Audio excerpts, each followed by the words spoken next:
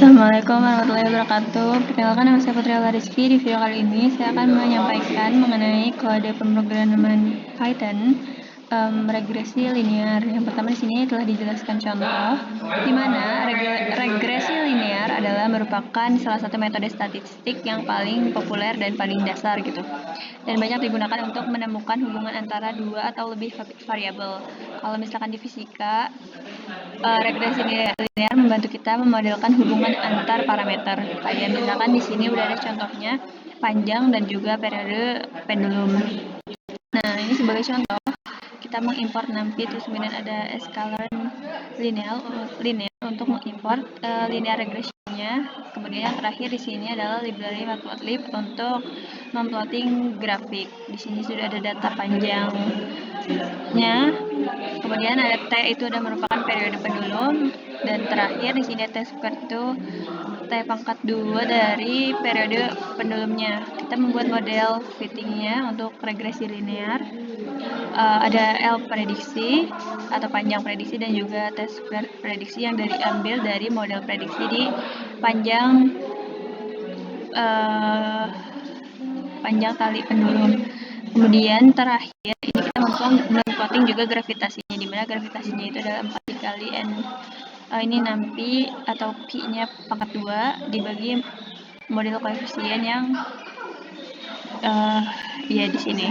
Kemudian di sini kita ada plotting grafik. Nah, ketika di running menghasilkan hasil di terminal itu percepatan gravitasinya sebesar 9,96 meter per second. Kemudian ini adalah grafiknya. Grafik yang merah ini adalah data aslinya.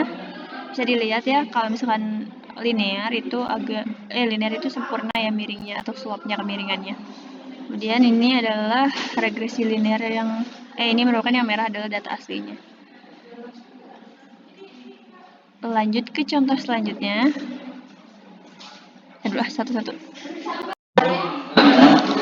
Nah, kemudian selanjutnya kita implementasikan juga pada hukum Gay-Lussac, di mana hukum ini tuh berbunyi di sini rumusnya P sama dengan K kali suhu, di mana ditambah dengan B. B ini merupakan sebuah konstanta di mana di sini tuh hasilnya itu mendekati 0 gitu. Di sini sebenarnya kita juga bisa memprediksi bentuknya itu kayak gimana dari data-data yang kita punya. Kita bisa menghubungkan satu sama lain. Penjelasannya sama kayak sebelumnya, hanya saja rumus yang kita gunakan itu beda gitu. Kalau tadi kan periode pendulum, di mana periode pendulum itu adalah T kuadrat. Nah, T kuadrat sama dengan 4pi pangkat 2 dikali L dibagi gravitasinya. Kemudian kalau misalkan ini adalah yang ini P sama dengan kali K T, di mana T-nya adalah suhu dan K-nya adalah konstanta. Ketika kita running, nanti kita dapat nilai slope atau kemiringan K-nya sebesar ini, dan intercept atau B-nya yaitu ini adalah hasil dari fitting linearnya yang garis birunya atau regresi linearnya, dan yang merahnya ini adalah data aslinya. Sekian, lanjut kita ke yang ketiga berarti ya.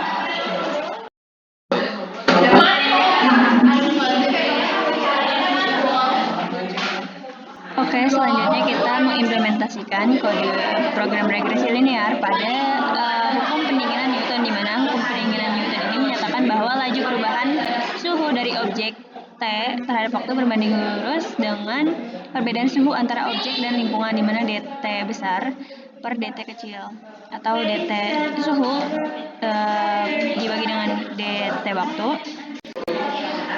sama dengan minus konstanta dikalikan dengan T dikurangi T lingkungannya gitu. Kemudian dengan mengukur perubahan suhu ini tuh kita dapat menggunakan regresi linear untuk menentukan konstanta pendinginan K, di mana rumus matematika hukum pendinginan tadi itu adalah T fungsi waktu sama dengan T lingkungan ditambah dalam kurung T0 kurangi T lingkungan.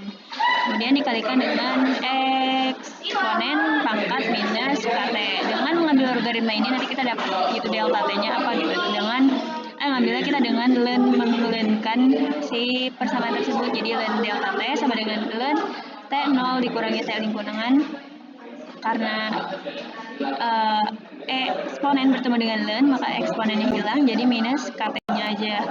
Nah, datanya ada waktunya itu ada data waktu dan juga suhu di sini. waktu, dan ini suhu waktunya 10 hingga 50 second, kemudian suhunya dalam Celsius 185, 75, 67, 60, 55. Ini tuh bisa kita lihat bahwa kodenya tuh kayak menurun gitu kan. Nah, lanjut kita ke kodenya aja. Ini adalah merupakan delta T-nya. Delta T-nya kita ambil dari suhu lingkungannya, misal 25 suhu lingkungannya. Nanti T yang ada di sini dikurangi dengan suhu lingkungan. Nah, kemudian ini delta T, kita menggunakan fungsi dari array, berarti ya fungsi dari NumPy. Ini untuk sebelumnya kita mengimport modul yang sama dengan sebelumnya, modul dan library yang sama dengan kode sebelumnya di atas ini. Nah, ini delta T, masukkan yang ini, logaritma dari sini. Nah, selanjutnya ini sama seperti atau linear regression. Terakhir kita memprediksi untuk garis regresinya. Jadi di sini adalah menemukan prediksi garis regresi. Nah, selanjutnya kita mengeprint atau menampilkan konstanta K-nya dan juga T0 minus T lingkungan dan juga intercept-nya di sini. Ini ketika kita running dia muncul di terminalnya, atau konstanta pendinginnya yaitu sebesar ini, K sama dengan 0,0 sekian. Terus untuk T0 dikurangi T lingkungannya itu sekitar 4,29 sekian. Nah, ini untuk fitting regresi linearnya yang biru, yang merah tuh data aslinya. Seperti itu. Lanjut ke kode selanjutnya. Nah, selanjutnya kita mengimplementasikan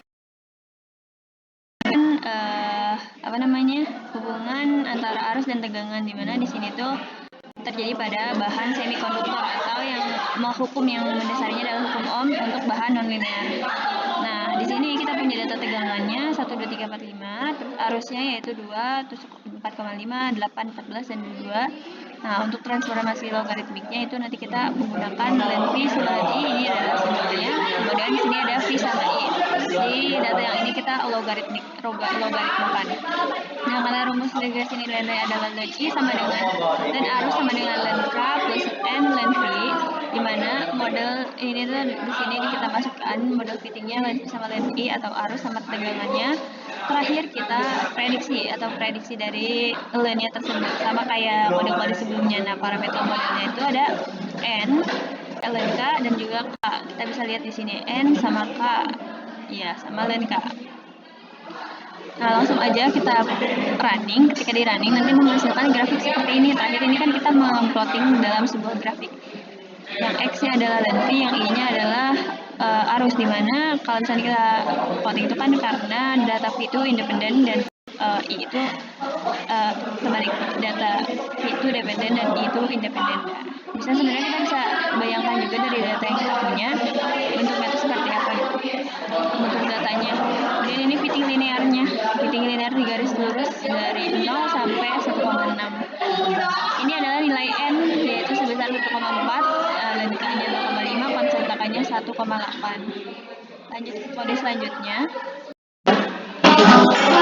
Nah, selanjutnya kita coba implementasikan kepada peluruhan radioaktif, di mana dalam peluruhan radioaktif ini merupakan jumlah atom yang tersisa setelah waktu tertentu mengikuti persamaan eksponensial, di mana N itu jumlah atom yang tersisa setelah waktu T, berarti N dalam waktu T itu akan sama dengan N0 atau jumlah atom awal dikali dengan eksponen pangkat negatif lambda kali T. Lambda itu adalah konstanta peluruhan. Nah, kita dengan mengambil logaritma alaminya, kita lenkan kan setiap sisi ruas kanan dan kiri.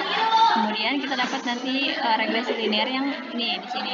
Rumusnya len N0 dikurangi lambda T.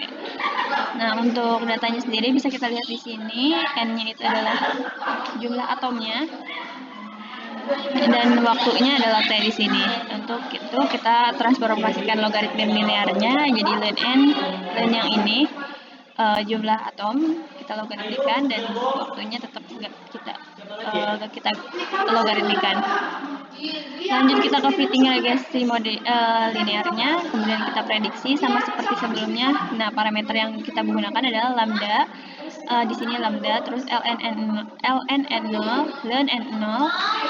terus kemudian ada n0-nya juga. Di sini n0 itu kan masuknya kita ke eksponen kan, dikali eksponen. Nah, lanjut di sini kita print atau tampilkan di terminal. Nah, ketika kita running, muncul deh ini angka-angka ini, konstanta peluruhan atau lambdanya itu ini 0,09 dan ln n0-nya itu 6,9, terus n0-nya 999. Ini merupakan hasil fitting regresi linearnya. Lanjut kita ke kode yang ke berapa? Ke 6 mungkin ya. Nah, lanjut kita ke kode selanjutnya. Di sini kita implementasikan kepada hukum Arrhenius, di mana kita akan mencari regresi linear untuk hubungan suhu dan laju reaksi. Nah, hukum Arrhenius ini menjelaskan bahwa laju reaksi kimia atau K itu berbanding lurus sama dengan suhu T sesuai dengan persamaan eksponensial, di mana K itu sama dengan A dikali E pangkat negatif E0 per RT. Nah, ini kemudian kita ulankan lagi sama seperti sebelumnya, hasilnya adalah yang ini. Ini adalah transformasi Arrheniusnya 1 per T itu bla di mana 1 per T ini tuh T-nya tuh dari sini, di mana T-nya adalah suhu, terus kemudian K-nya adalah laju reaksi kimianya. Sama seperti sebelumnya, cuma kita di sini bedanya adalah rumusnya. Nah, R itu adalah energi aktivasi J per mol, kemudian A itu adalah minus slope atau kemiringan dikali dengan R. A-nya adalah faktor frekuensi. Ke bawahnya sama, ini plotting grafik. Lanjut kita running, setelah running menghasilkan nilai yang ini. Energi aktivasi ada ini, interceptnya atau ln A-nya ini, slope atau kemiringannya juga ini. Dan ini adalah hasil regresi linear Arrhenius, di mana yang merah atau titik merah adalah data ln K, data asli ln K, kemudian yang biru adalah regresi linear. Lanjut kita ke codingan terakhir. Oke, selanjutnya kita mengimplementasikan regresi linear kepada hukum Stefan Boltzmann yang menggambarkan bagaimana daya radiasi atau P itu dipancarkan oleh suatu benda hitam yang sebanding sama suhu orde 4 T pangkat 4 dari permukaannya, di mana rumusnya itu P sama dengan tau dikali A dikali T pangkat 4, di mana A itu adalah luas permukaan, Tau-nya adalah konstanta Boltzmann. Terakhir, kita menggunakan rumus tersebut ke dalam logaritma natural atau ln, yaitu di bagian sini, kemudian rumusnya jadi kayak gini. Nah, ini kita adalah model fittingnya, sama seperti sebelumnya, diprediksikan dulu, terus model slope-nya itu adalah kemiringannya, terus kemudian intercept-nya dan sigma A atau itu tuh dari eksponen dari intercept-nya. Nah, karena hukum ini itu ada konstanta, di mana konstantanya itu sebesar 5,67 dikali 10 pangkat min negatif 8 W per M pangkat 2 K pangkat 4. Nah, kalau misalkan kita mau lebih efektif radiasi di area A-nya, diasumsikan misalkan sigmanya adalah sigma ref. Nah, ini adalah A estimasinya, sigma A dibagi sigma ref. Nah, ini adalah hasilnya. Kita tampilkan di terminal, kemudian adalah ini lanjutannya. Jadi kita nanti ada 2 grafik sebenarnya. Ya, sama-sama hasil dari fitting. Yang kemudian yang pertama itu adalah grafik ln P terhadap ln T, yang kedua data P terhadap T pangkat 4. Gitu. Kemudian hasilnya bisa kita lihat di sini, slope-nya itu sebesar 4,327, itu mendekati 4, kemudian intercept atau ln sigma A-nya itu min negatif 21, dan seterusnya. Terakhir,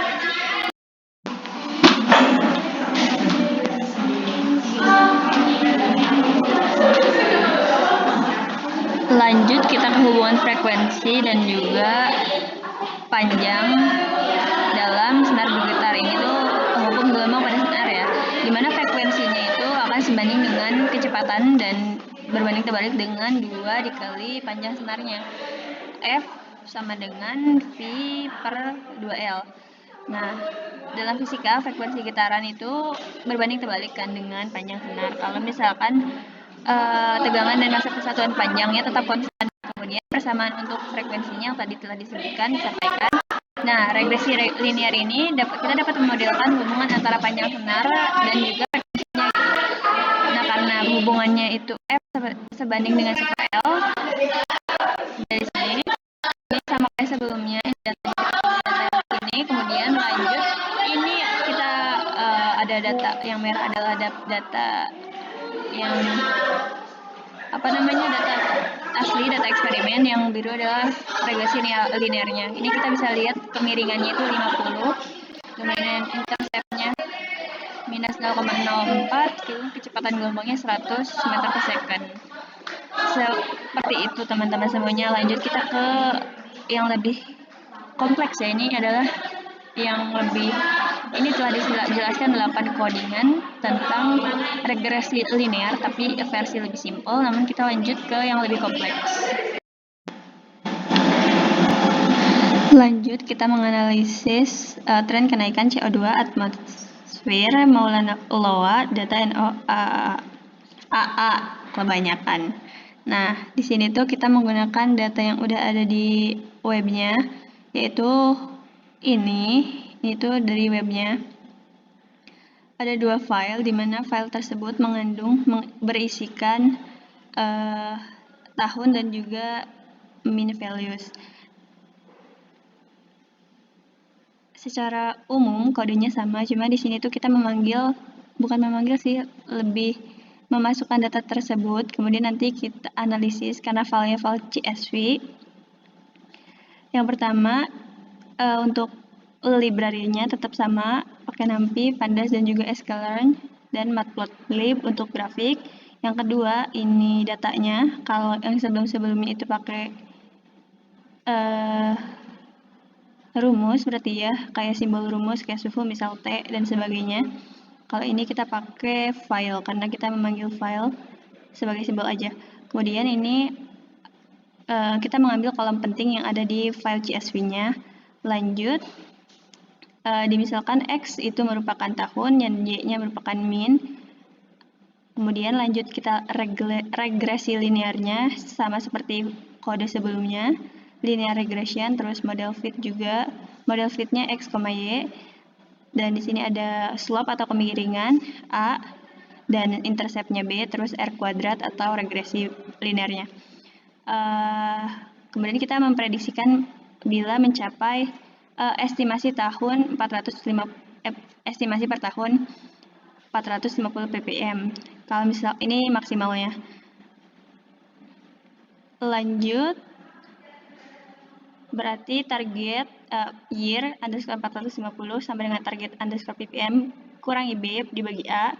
Ini merupakan laporan tahun proyeksi tersebut dan menampilkan garis horizontal di grafik nantinya. Nah, lanjut kita ke perbandingan 2 periode tambahan. Kalau misalkan ada data tahunan yang mencakup lebih dari 40 tahun, kita membandingkan 2 periode tersebut di filenya ya, maksudnya di file CSV-nya. Misalkan 1998 sampai 90, terus 91 sampai sekarang gitu. Ini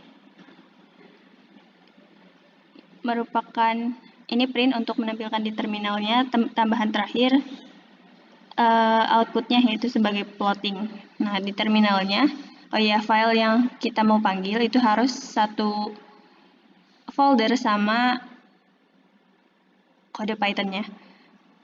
Nah, persamaan regresinya, karbon dioksida itu sama dengan 1,6567 dikali tahun, itu tambah, di sini hasilnya minus 2939,04. Untuk fittingnya sendiri atau regresinya mendekati 100% karena di sini 0,9812. Namun untuk perkiraan tahun mencapai 450 ppm itu sebanyak 2045,67. Nah, untuk data karbon dioksida atau tren kenaikan karbon dioksidanya, itu yang biru ini titik-titik biru, sementara untuk regresi linearnya itu garis panjang oranye ini. Untuk batas maksimal 450 ppm itu di strip warna hijau ini. Kalau misalnya kita memanggil file yang lain gitu, bisa juga tinggal diganti file yang di sini tuh ke file yang kedua di sini. Terima kasih, sekian yang dapat disampaikan. Wassalamualaikum warahmatullahi wabarakatuh. Yes.